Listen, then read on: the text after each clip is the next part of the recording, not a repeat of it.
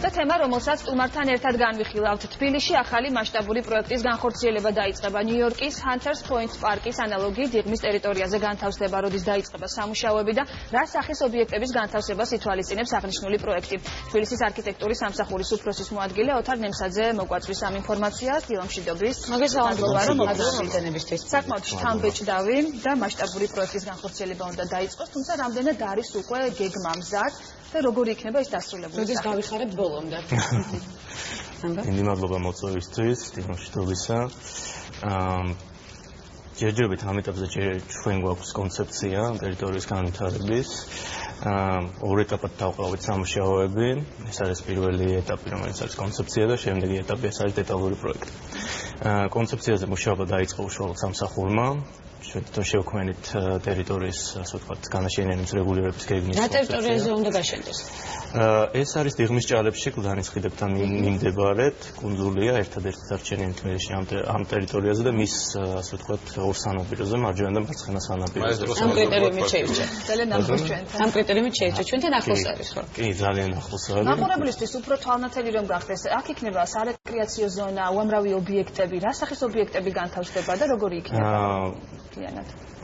უამრავი ობიექტები ალბათ არ იქნება, ეს იქნება ძირითადად მაინც სარეკრეაციო ზონა, პარკი იქნება ალბათ უფრო მეტწილად, ვიდრე ობიექტებით დატვირთული. ანუ რაიმე სავაჭრო ობიექტები, ასე ვთქვათ. არ გამოურიცხო, რომ იყოს სავაჭრო ობიექტები, თუმცა ეს უფრო დეტალური პროექტის პარაგრაფში გამოჩნდება, თუმცა ჩვენ ვარაუდობთ, რომ აქ უფრო იქნება ესეთი ფუნქციების ობიექტები, როგორც არის მაგალითად მუზეუმები, ღია თეატრები, იქნება თქვა კაფეები და გალერეები. რა თქმა უნდა, კულტურულად ხანი მუშაობთ ამ კონცეფციაზე და ზოგადად შემდეგ მეორე ეტაპი არის უკვე დეტალური პროექტი, რამდენი ხანი გაგრძელდება დეტალური პროექტის სამუშაოები, საკმაოდ მასშტაბური სამუშაოების ჩატარება მოგიწევთ, იმიტომ რომ პატარა ტერიტორია ნამდვილად არის. რა თქმა უნდა, არ არის და 500.000 ეს არის ამ ეტაპზე 500.000 კვადრატული მეტრი, რომელსაც არ გამოურიცხავ კიდე გაიზარდოს, იმიტომ რომ ამ ეტაპზე საუბარი მქონდა მხოლოდ იმ მიწის ნაკვეთებზე, რომელიც შეადგენს და წარმოადგენს ქალაქის საკუთრებას. მუშაობდით დაახლოებით 2 თვის განმავლობაში პირველ ეტაპზე. კონცეფცია დასრულებული გვაქვს. დღესდღეობით მუშაობთ უკვე ტექნიკური დავალების დაწერაზე, რომელიც დაიღებს დაახლოებით 1 თვეს. სულ რაღაც 1 თვეს. სულ რაღაც 1 თვეს, იცით რა შეიძლება ბევრი მოეჩვენოს იმას ეს რომ, მაგრამ აუცილებლად ძალიან სწორად გაიწეროს დავალება, იმიტომ რომ ჭირდება. როგორ შეერჩევა ის კომპანია, რომელიც განახორციელებს საბოლოოდ ამ პროექტს? თუ თქვენ საუბრობთ აქ პროექტირებაზე, ჩვენ დაგეგმილი გვაქვს გამოაცხადოთ ღია არქიტექტურული კონკურსი, ისეთივე სახის როგორც გამოაცხადეთ ამ ეტაპზე მიწათსარგებლობის გენერალური გეგმის განახლებაზე, საერთაშორისო, სადაც ყველას ექნება საშუალება რომ მიიღოს მონაწილეობა და წარმოგიდგოს თავი ახლა. ბიუჯეტი თუ არის უკვე თქვა რა დაждდება, რა დაუждდება თბილისის პარკის მოწყობა?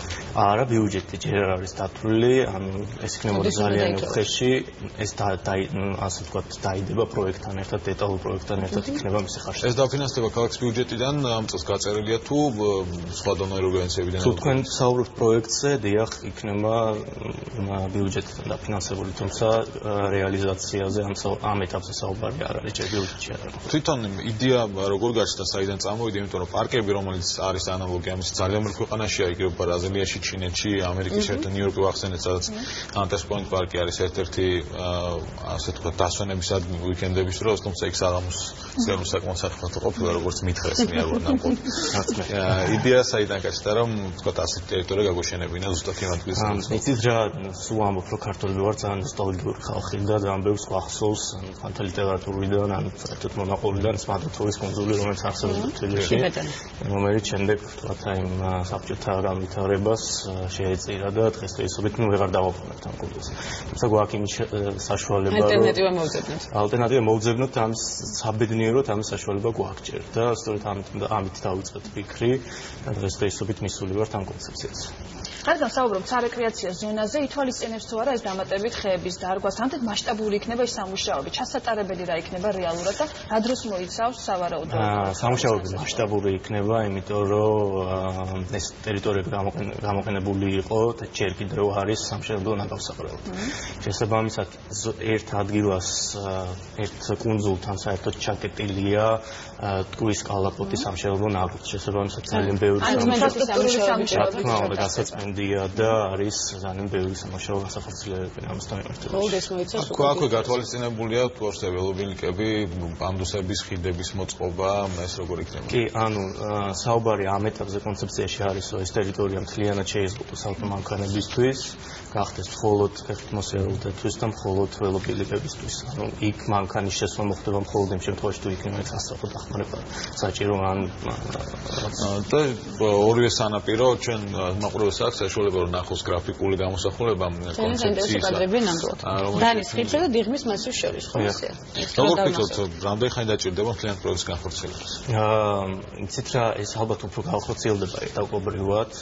ალბათ უფრო წლებზე იქნება გათვლა. ალბათ ეს არ არის თქვა 1 წლის ვადაში ეს ვერ მოხდება, რაღაც ეტაპობრივად დაიწყება მის განხორციელება და ეს დეტალურად ხა ვერ გიტყვით ზუსტად. თუმცა დასასვენებელი ზონა უკვე მალე იქნება და თბილისის აკლია სარეკრეაციო ზონები ჩვენ არაერთხელ ვისაუბრეთ ამის შესახებ და ეს იქნება ნამდვილად ასე ვთქვათ ერთგვარი კომპენსაცია იმ ყველაფრის რაც გარკვეული სამუშაოების დასრულების შემდეგ კვლავ ვისაუბროთ საქმიან დილაში.